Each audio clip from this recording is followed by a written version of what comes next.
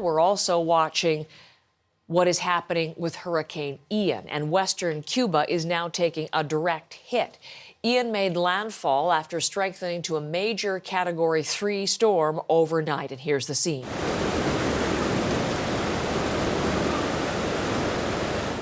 The storm now lashing the area with heavy rain and strong winds over 200 kilometers an hour.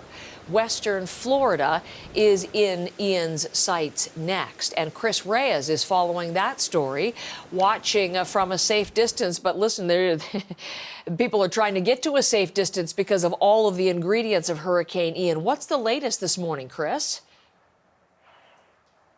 Absolutely, Heather. So Hurricane Ian made landfall in Cuba at 4:30 this morning as a Category 3 hurricane, packing sustained winds of about 200 kilometers an hour. That's just shy of a Category 4 hurricane.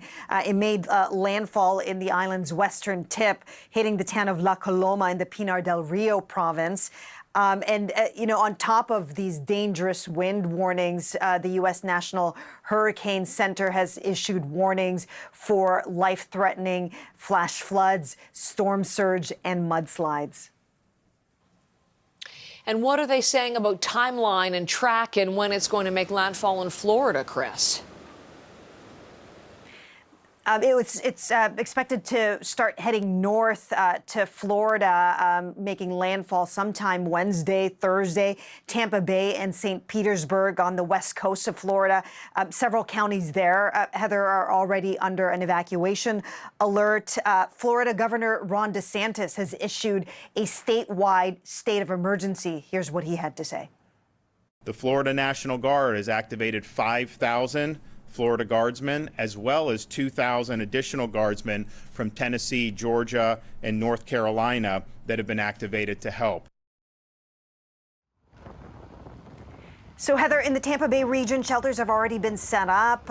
This would be the first direct hit, by the way, for Tampa Bay and St. Petersburg since 1921. So the first direct hit for a major hurricane in those two cities. Here's what Tampa Bay Mayor Jane Castor had to say.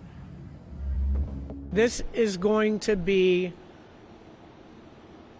a storm like we have not seen in the past. Unless there's something that changes drastically, even if it tracks on the most westerly path, we're still going to have high winds and we're going to have storm surges. So you can imagine, Heather, it's those words that's really causing residents to take these evacuation orders and these warnings very seriously. Tropical storm conditions are expected in Florida today. Heavy rainfall across the Florida Keys and South Florida.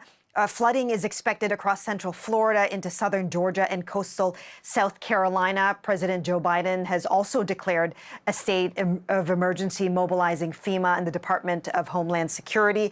And just a note for those who have been following the Artemis launch, that would be NASA's ambitious moon project that was supposed to launch late August. So that's been delayed again. And then for football fans, the Tampa Bay Bucks announced yesterday that they're temporarily transferring to Miami for their game on Sunday, and the NFL is watching these hurricane conditions. As are you, and I appreciate the update. Thank you, Chris Reyes, from New York this morning.